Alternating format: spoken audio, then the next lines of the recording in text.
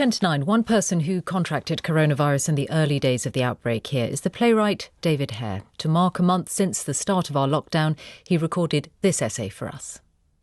I caught the virus very early in the cycle, 6 weeks ago, and there followed the 18 most uncomfortable days of my life.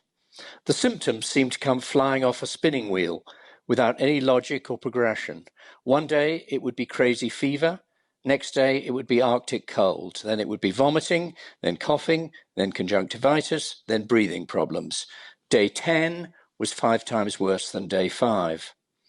At the lowest point, my doctor wanted me to move me into a hospital, but I refused because, like so many of us, I was convinced that if I went in, I would never come out. I was lucky. One day, the symptoms just cleared. I was among the first in and would be among the first out. Early on, I'd been shouting at the television when Pollyannas came on, claiming the virus was no worse than the flu. Thank God that lie got nailed early. And it was even more provoking when false friends of the Prime Minister started claiming courage and love of life had seen him through. In fact, whoever was in charge of his case in the week before Johnson went into hospital should never have allowed him to carry on as normal. Those of us who've had the virus know you don't, under any circumstances, ignore it.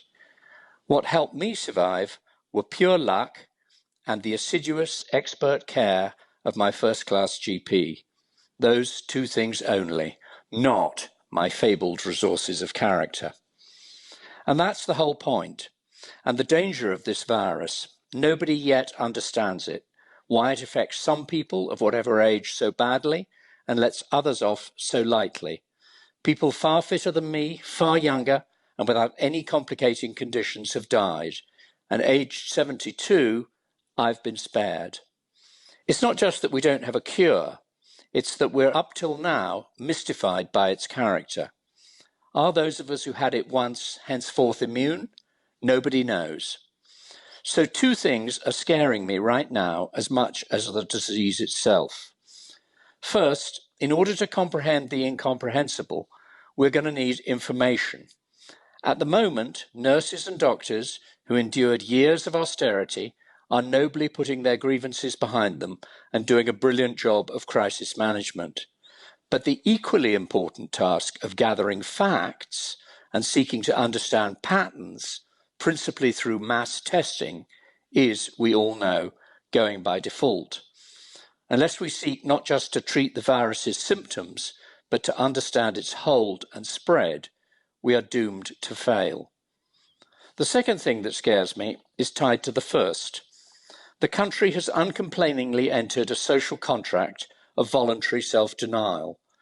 But in return for lockdown, isolation, commercial disaster, and social distancing, the least we can expect is that the government will reward us with honesty.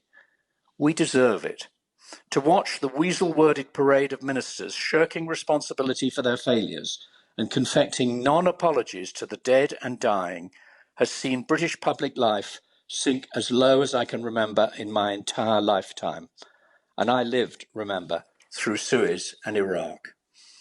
As James Baldwin once wrote, allegiance has to work two ways, and people tire of an allegiance which is not reciprocal.